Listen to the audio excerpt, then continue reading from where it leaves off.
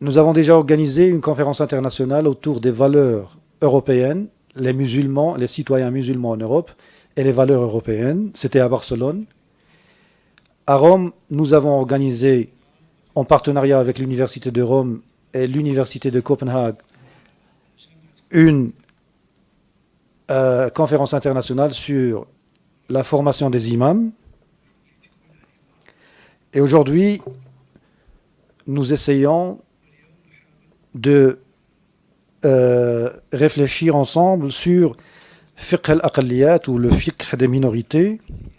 Ce qui nous intéresse, c'est l'opinion de la majorité. يبدو أن مصطلح فقه الأقليات هو الأكثر انتشارا وتداولا بين الناس، وهو الأقرب في نظرنا المتواضع إلى لسان العصر وأسلوبه ولغة الحق والقانون والسياسة والإعلام.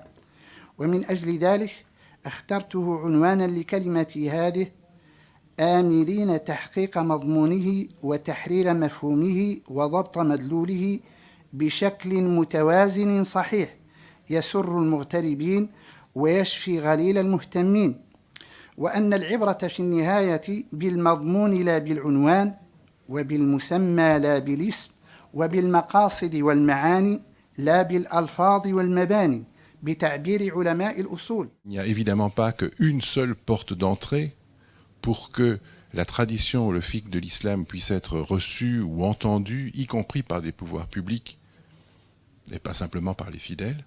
Il y a plusieurs portes d'entrée.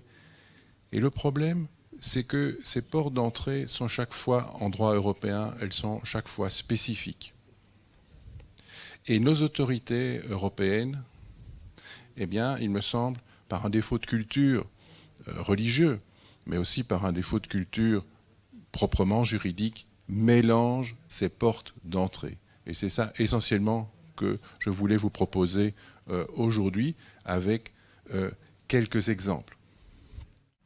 إذا تحققت هذه الرغبة في هذا الملتقى في مسألة توضيح المفاهيم والتوضيحات المنهجية اللازمة، على كل حال هنالك اجتهادات أصولية حاولت أن أقدمها، سأرفعها إليكم، حول التقنيات الفقهية التي نربط بها الواقع بالنصوص الشرعية.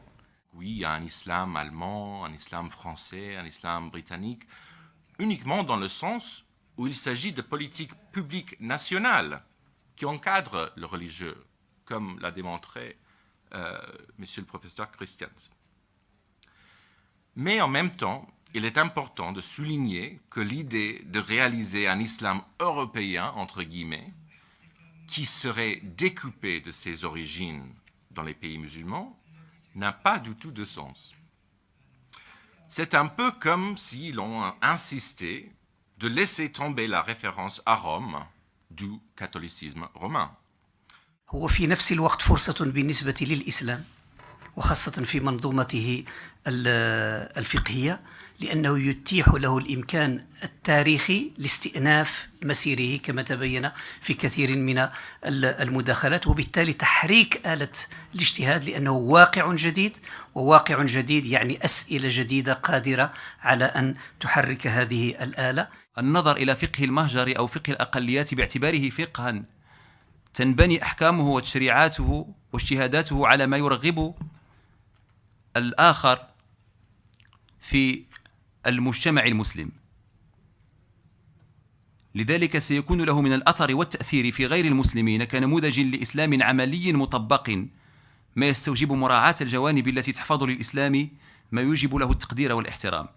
Il ne faut pas oublier que le rapport entre les juges européens et le droit islamique dépend aussi des éléments externes, comme par exemple le modèle de rapport entre l'État et l'autorité représentative de la communauté musulmane, ou encore dans quelle façon le droit canonique musulman a été développé par les mêmes autorités religieuses. On peut en effet constater une position plus favorable au droit d'inspiration islamique là où l'État a eu l'opportunité de sigler des accords bilatéraux avec les autorités séculaires, comme se vérifiait par exemple en Espagne avec l'accord de coopération de 1992 entre l'État espagnol et la Commission islamique d'Espagne. فإذا نحتاج إلى هذا النوع من العرض والاشتغال على المستوى العلمي وعلى المستوى المعرفي من خلال تحريك يعني مجموعة من المداخل الأساسية الموجودة في شريعتنا وتحتاج إلى نوع من العرض على المستوى المعرفي. هذه للأسف كل مداخل التشريع عندنا كانت مقارباتها على مدى تاريخ تطور الفقه الإسلامي فقهية أحكامية بالخصوص، ولم ينمو إلى جانبها أو لم تنمو إلى جانبها المقاربة المعرفية التي تعكس العمق الفكري والفلسفي لهذا التشريع.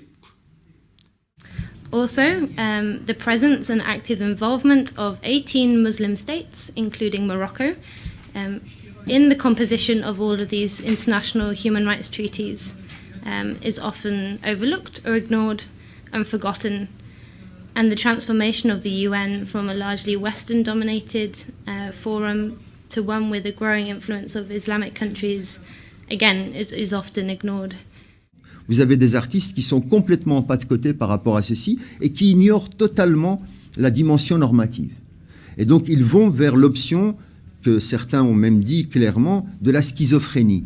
Et dit quand moi je suis à la mosquée, je suis musulman, quand je suis sur scène, je suis un artiste. Et donc il y a une nette séparation des magistères qui se fait pour pouvoir permettre l'expression. La deuxième des tendances qui existe, c'est effectivement des artistes qui tentent si vous voulez, une réconciliation, une intersection. Il te dit, bon, je suis artiste, mais en même temps, j'essaye de me limiter, ou en tout cas, je ne me projette pas pour une carrière à durée indéterminée, etc. Donc, on sent qu'il y a un malaise, parce que la plupart aussi, et c'est ça qui est intéressant, c'est qu'on a affaire à une génération où il y a une omniprésence du fiqh, mais il y a une vraie ignorance du fiqh. J'espère en tout cas qu'un jour, on trouvera un autre mot que dans les Kliya, de fiqh al-akliya, parce que c'est fiqh, islam, dans une démocratie, à mon avis, ça ce qu'on cherche, pas la minorité, ça vaut pas la peine, comme j'ai dit, minorité dans une vraie démocratie ne dit pas grand-chose. Alors j'espère qu'un jour, là, on trouve une idée plus exacte. لا تخرج مصادر فقه الأقليات عن مصادر الفقه العام، ولكنها تقوم على عملية انتقاء أو التركيز على أجزاء منه معينة تبدو أوفق للأقليات أو لأوضاعهم أو لخصوصية ظروفهم وحالاتهم، ويقوم هذا الانتقاء على التلفيق بين المذاهب بغض النظر عن المنظومة، البعد المنظومي للأحكام.